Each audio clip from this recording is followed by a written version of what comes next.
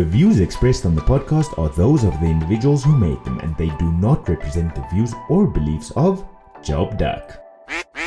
Hello to all of our listeners out there. Welcome to a brand new episode of the Up Quacks. My name is Wusi from the Job Duck, and I'm coming to you from kinda sunny South Africa. And I'm here with the usual suspects as well as a very special voice. Everyone, please make yourselves known. Good day. It's very nice to be back. My name is Andy. I am from the sunny, windy country of Mexico. I am Miguel from Colombia. Ahoy hoy! I'm Quentin. I'm from South Africa, and I'm not one of the usual suspects, as you would probably already know. And thank you, everyone. Thank you for having me. Welcome. And well, I could say that you are a usual suspect, kinda. And just to give the audience some context, Quentin, I have to ask you to say the thing. You have to say one of the things from say the thing. Yes. Come on. Say it. Please. Say the usual suspect. Say it. Say it.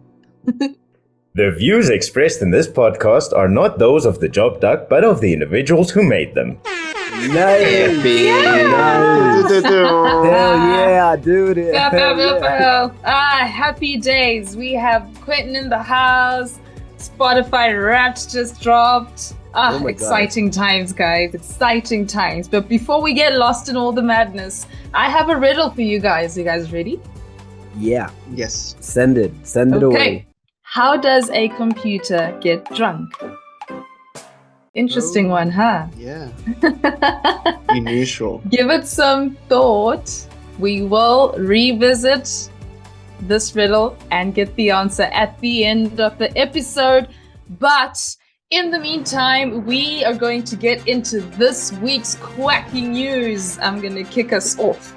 A 30-year-old Anwar picked up a piece of paper in a train station in Frankfurt, Germany, only to discover it was a check for $4.7 million. He thought he was in luck. Instead of trying to catch it, he decided to return it to the original owner, probably thinking he'd be greatly rewarded. It turned out that the check belonged to the German confectionery company Haribo's, and they asked him to destroy the check, but also send a picture of it just to verify it was the real thing. And they were truly grateful. They were so grateful that they sent him 6 packets of Haribo sweets to 6 packets? What great luck. Oh is my that? god. 6 million packets at least. Well, sweet release, I guess. Squirrel knocks out power to 1/3 of Tennessee's company's customers. We don't always lose powers to nearly 1/3 of our customers all at the same time, but when we do, it's usually related to an uninvited guest inside our substation. So a squirrel was doing some mischief and things went nuts. Nuts. Yes. Oh my Spot god. on. Oh my god. I bet you Oh my have God. been waiting all day to drop that. Well done, Miggy. We love it. You are. I'm in my zone. Oh yeah, you're in our zone. Quentin, what do you have for us? I have an interesting article that I came across about a Texas woman who was kidnapped 51 years ago, Oh my but god. got knighted recently because of the 23andMe DNA tests. So my. we're able to locate her. I believe the story goes that in 1971, in Texas, her babysitter kidnapped her when she was, I think, 22 months old. And so many years later, her parents have been looking, and just at random with that 23andMe, they have reunited. What? That is crazy. That is crazy. It that must is- be surreal. Oh my god. There must be. So I can't imagine just the sheer emotion of that. Like, where do you even start? Yeah. Wow. My goodness. Wow. Andy, what quackiness do you have for us today? Steve Jobs' worn-out Birkenstocks sell for $280,000 at auction in New York this past Sunday. It is the highest price ever paid for a pair of sandals at auction. Julian Auctions Executive Director Martin Nolan told NPR. The winning bidder did not want their name disclosed, but Yeah, probably an maybe Apple fan. you won't want to know that information, like that information to be known to the public. Like you Yeah. have that money and you have like a fetish with sandals. I was gonna say I the same mean, thing. Yeah. I That's saw a picture disgusting, of these sandals. If anybody out there, Google these sandals and tell us if you think that even though there was Steve Jobs' sandals, would you really have paid that much for those sandals though? And would you want people knowing your name? Let's get right into this week's discussions. Guys, let's talk about social media. And I would love to know what you think in terms of whether it affects the way we connect with each other as human beings. Does it affect how we behave in real life? What do you think is the profound influence on social media when it comes to how we connect with other people specifically? Is it the same as how we would have done it in like 1998? First of all, there's a lot of changes. No, obviously we would not have the same conversations somebody did in 1980s between someone who said that in 2022. Of course, social media is going to take a great part of things because you know what, everything is going on social media, and people who are out of social media know that it exists, and when you comment, like when you want them to talk about it, they will say, I don't have any, and that would have a discussion of itself, right? So obviously changes, it's part of the times, but as it does for many people, like it's a core part of their lives. Me saying that as a social media coordinator, but it's not like it. If you don't let them rule your life, and you just use them from time to time and for different things and different ways of doing things that you would normally do without social media, I would say it's fine. That said, everybody has a different opinion. So, Quentin, what do you think? Well, this is an interesting topic to me because I'll be honest, I'll have to limit myself to keep this within our time frame. Otherwise, we'll be here talking for 3-4 hours. But in the end, I'm going to say I feel like it goes both ways. It can both connect and disconnect. I want to say it comes down to, the phrase, user discretion is advised. Yeah. It's all about how it's being used. It can connect you or keep you connected with old friends or maybe people. I personally can quickly share a story. 15 years ago, I spent some time abroad, and years later, it's only because of social media that I was able to keep in touch with some of my friends from there. And because, messaging and phoning, and so it was just too expensive then, and messaging apps haven't developed the way they are right now. And so, social media kept me connected. It can also connect businesses to its, target audience. And oftentimes one would think, okay, well, that's great for businesses, but still it's compromising people. And I wouldn't agree with that because I have various things that I use that I would never have known existed if their marketing didn't find me, didn't bring it to my attention, didn't help me realize, hey, this is a tool that does this. And it's something that I can always use. And it's over social media that this really reaches us. So it can connect. It does have a positive side, but it can also disconnect. And honestly, I think if you just, take everything with a pinch of salt, not taking it way too seriously, not letting things upset you too much, it's really where you draw the line in accepting what matters and what doesn't. A lot of things can upset you, but in the end of the day, if you can just realize, listen, this doesn't matter. It's not going to affect you in 1 week, or it's nothing you can actively change. You can maybe find peace with it, you can accept it, and you can move on. So just don't let it envelop you. Don't let the negativity of social media, things you might encounter, comparing your life with your neighbors and friends, and so don't let that get you down. Look for the positives, Yeah. I totally agree with you, Quentin. That's one of the things that I think is the most important at the end of the day, is that you need to have discretion with everything you do, and you need to check it when you have it. Right. You can also be cautious, be wary of what you encounter. Look at it. Honestly, also, social media is thanks to why I have this position, why I'm here. And I mean, 100%. Yeah, I can't. That's right. This social media as being completely negative, something I want to avoid, because without it, I wouldn't have this great opportunity of working for the job that I wouldn't be here. And that's just, fantastic. But, when you encounter something like that, look up on it, check up on it, find out that it's legit, that you're not being taken for a ride. And, if you feel you can continue, you feel safe to continue, go for it. It's how you use it. Yeah. That's why you need to know who to follow, know what you're going to see. And if you think that it's going to affect you, don't try using that social media platform that much. Maybe use another one. For example, I use a lot of Twitter.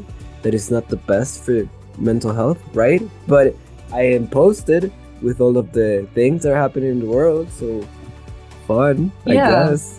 I think it's also just being cautious and understanding that, like what you guys have both said, that a lot of the stuff we see is kind of, not real. So not only does it affect how we connect with other people, or not only can it affect how we connect with other people, but it also can affect how you look at yourself as well, which is where the element of self-esteem and mental health can come into play. Like, for example, there is a trend of a certain body type that was really big on Twitter for the longest time, until people started exposing that a lot of these things were digitally altered. But you had a lot of young people really working their darndest, hurting themselves to try and look like that.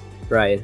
Which is something which you can entirely blame on social media, because you wouldn't really see it before the social media hubbub began.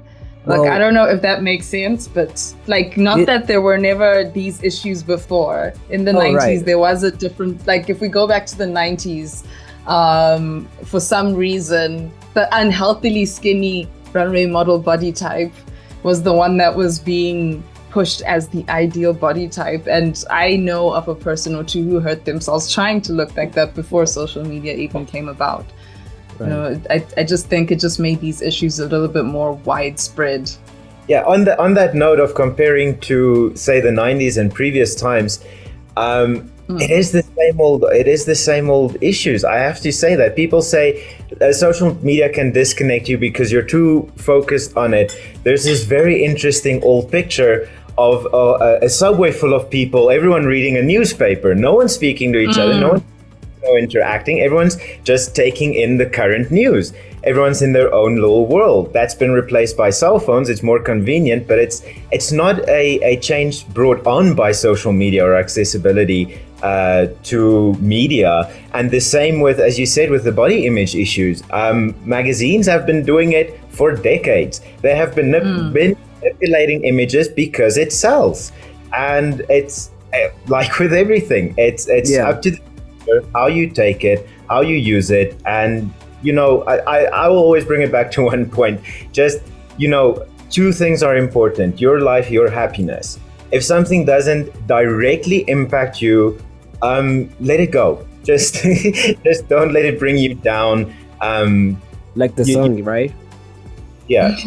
So I've noticed that lately people have been fighting way more than usual, especially on news pages on Facebook, like BBC, CNN, stuff like that. So it kind of makes me think about that conspiracy theory that somehow the social medias and the companies, I don't know, I'm not saying that this is true 100%, right?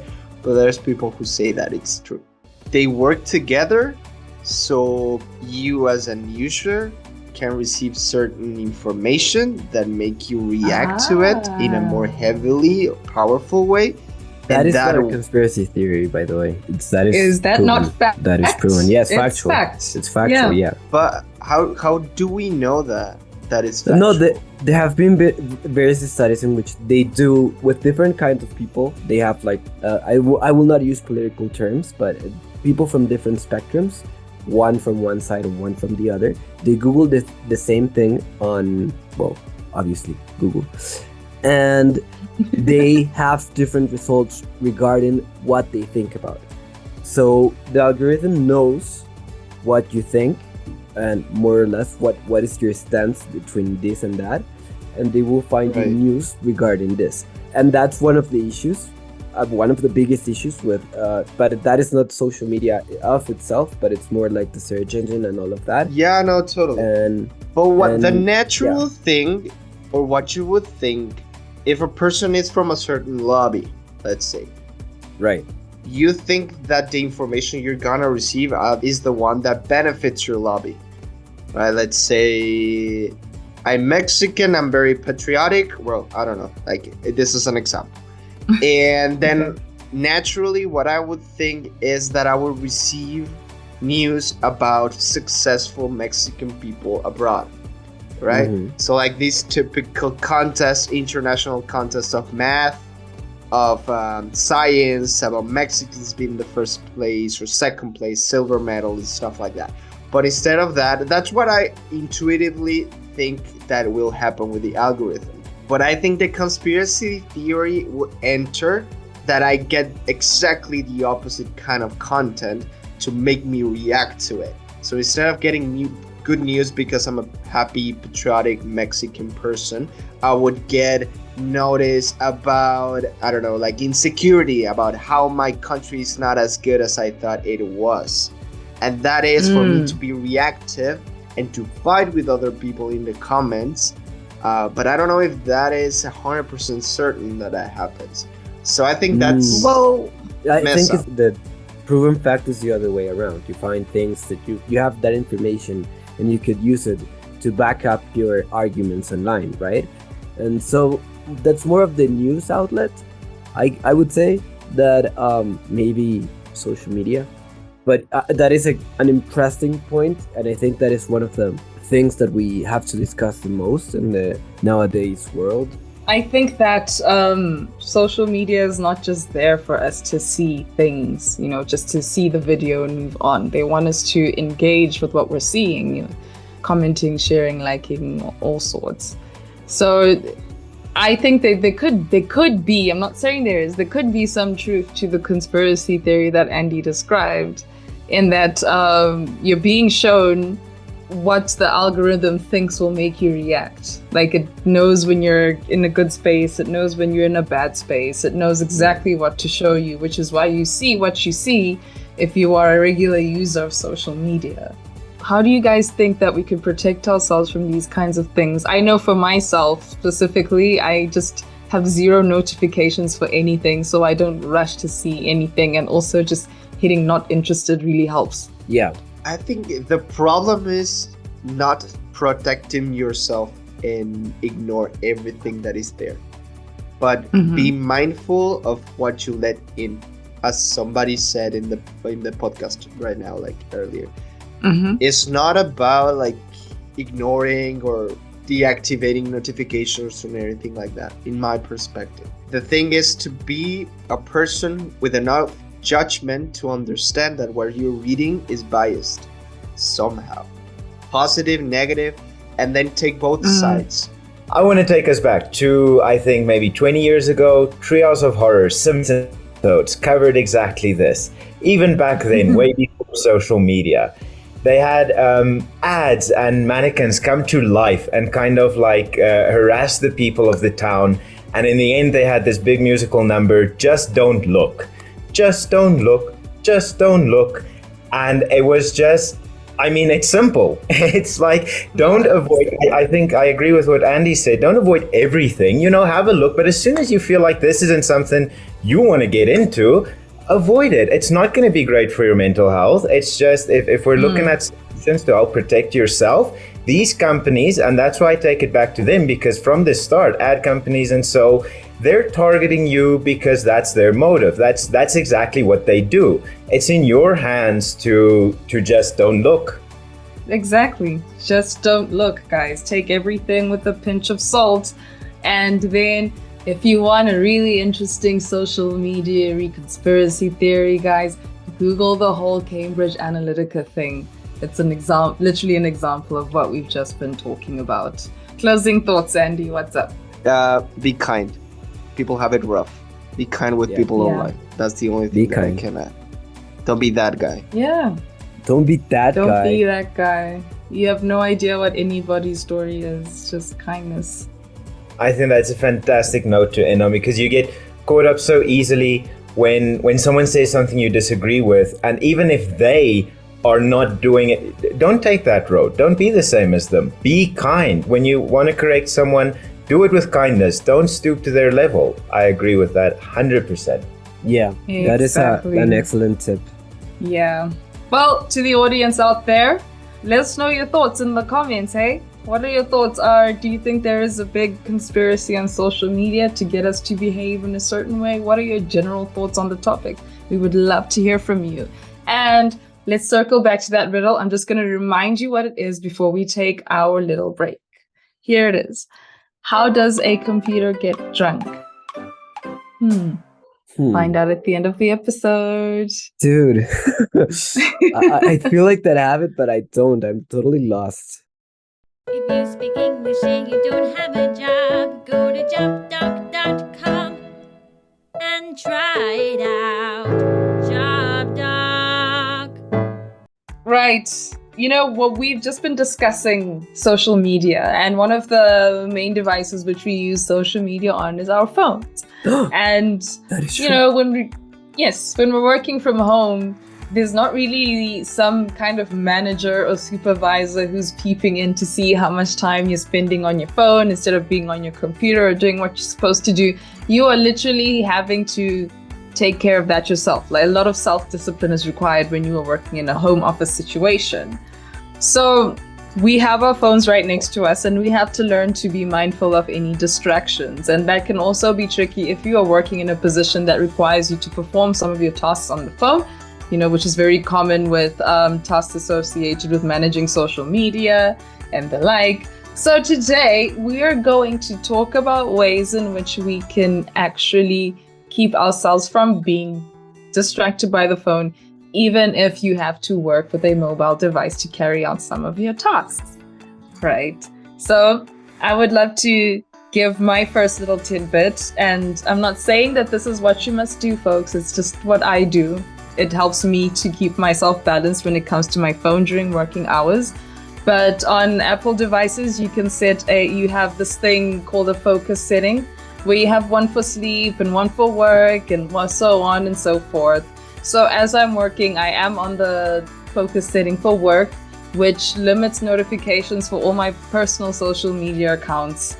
And I only can get notifications when I get messages or calls from specific people. So when it's like that, when I look at my phone, it's as though I haven't had any activity on it, and I'll just put it down.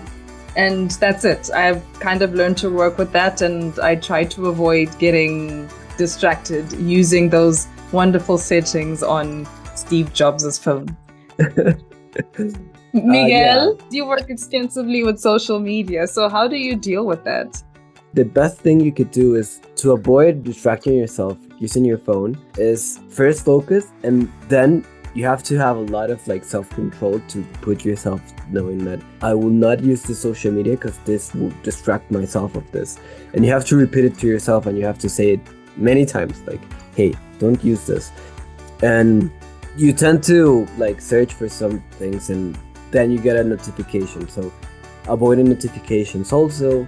But obviously, as I said, I work in social media. I have to be revising every social media trend that there is, and every type of meme that we could use, and all of that. So it's you have to be cautious, as what we said before, and you have to know which is going to be, if you're using your phone for work or you're using your phone for pleasure and stuff like that. I agree. It comes down to discipline, and improving that discipline is just absolute training, getting used to it, getting in the habit of ignoring more personal and social related things and sticking to the work apps. I feel like, we're having this discussion over phone because a phone can have you a lot more connected to personal things, but it still has tools on it that can help you be productive, it can help you multitask, it can help you, be there active on a messaging app that's related to work, speaking to a colleague while you're still on your computer working. So the phone can be used as a tool if you do it right, but there are a lot of distractions. But I'd like to point out, so does your computer. Your computer also has those distractions. You're not sitting in the middle of the day playing a game. And I mean, that's also not just recently. It's been forever. Everyone's had Minesweeper and Solitaire, and you can get lost in even those. Newer games that are a lot more captivating and takes you in. You're not sitting in the middle of the day playing a game because it's not the time for it. You're using your computer for your work. Later, you might use it for games. Same with your phone. It's just getting into that habit. And if you're having some trouble, of course, there's plenty of apps. Like Busi said, there's the Focus, which is, already on your on a phone if you have that. With competition in the world, I'm positive that all other phones have a version of that. Exactly. I have one, and I have an Android. Right. So if everyone does have such tools or can download an app to help with productivity, to help them, practice not being distracted by other things, knowing if a message comes in while you're busy with work on your phone, you can get to that in your break. You're not gonna, you don't have the time to break away to that now. If it's an emergency, of course, handle it appropriately. If it's something that absolutely needs your attention, that's not always going to be the case, but people can understand if something had happened. But in general, if it's just a friend, you got to learn to just completely ignore it the same way you ignore all the games, all the fun stuff, fun sites on your computer, and you're focusing on your documents, your PDFs, your work, whatever you need to be doing. Right. Of all the languages in the world, you decided to speak the truth. Oh, damn! Andy, what are your thoughts on this? Well, yeah, such as yourselves, I'm very stoic about it. I think self-measure is the best thing that you can do. And it just depends on your position that you have on your job. I can't imagine a social media coordinator that can't benefit from their cell phone. It's needed. It's part of the experience of the job that you have. Maybe for an admin assistant, it's not the same thing. So the first thing you need to do is to understand where you're standing at. And then if you want to complement your work with a device, then be sure that you're using it effectively and benefit from apps. So, for instance, myself, I use a to-do list on my phone that is really easy to use. It's very customizable. So I just go in and then click the activities that are done and instantly keeps track what I'm doing during the day. And you can benefit from that too, like from any position. Like just be mindful of the kind of job that you're doing, the needs that you have, and also be stoic. Like self-measurement is the key.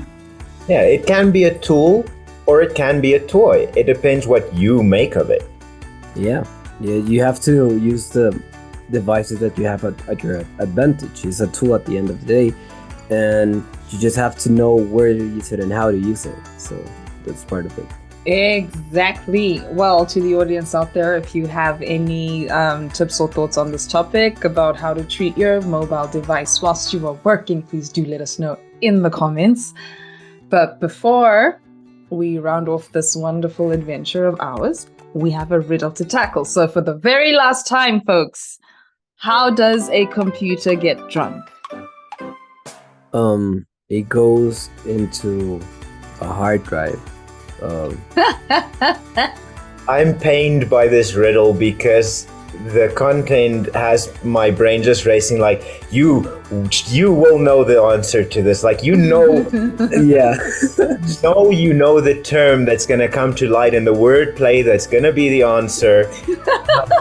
It's just evading me. I just cannot. Antivirus, firewall, trying to think terms there. Firewall. Andy has it. Andy? Well, maybe it's the RAM. That's clever. It's clever, but not quite. I also like the firewall thing because it's a drink called a Flaming Lamborghini, which would have taken you closer because the answer for how does a computer get drunk is that it takes screenshots. One of the answers that I was gonna give is with the zip, like little zip files, zips. That's it. But see, Andy, we were overthinking it. We were thinking way bigger. It's as basic as a screenshot. Yeah. Oh my Screenshots. goodness. Oh no. To the audience out there, do not take screenshots while those kind of While you're screenshots while working. Save the Talking to the screenshots for computers. the weekend shots. Yeah. Well, nice guesses, but the answer is screenshot. But thank you for trying, guys, and thank you so much for listening. That's for the audience. If you want to share your thoughts with us, please do drop them in the comment section. And then to our guests. Well, thank you, Andy. Andy and Miguel aren't guests. They're like here. Oh. But Quentin, you're special. Thank you so much for being here, man. We really enjoyed your company. My mom was always telling me growing up I'm special. And You are a buddy. Yeah. Yeah, of course you are. Now we know why. it was awesome fun. And to everybody out there listening, if you want to apply to one of our positions or if you are interested in more information about the Job Duck, please visit our website at www.jobduck.com. You can also find us on social media. On Facebook, we are at The Job Duck. On Instagram, we are at The Job Duck. On LinkedIn, we are at The Job Duck. On TikTok, we are at The Job Duck. We also have our brand ambassador accounts that's at Job Duck Daily. On Twitter, we are at _Job Duck. And if you have the interest, you can find us on Pinterest. Woo. Woo! Thank you so much for listening. Have a great week, everybody. Thank you, Thank Quentin. you. Thank you, guys. See you next week.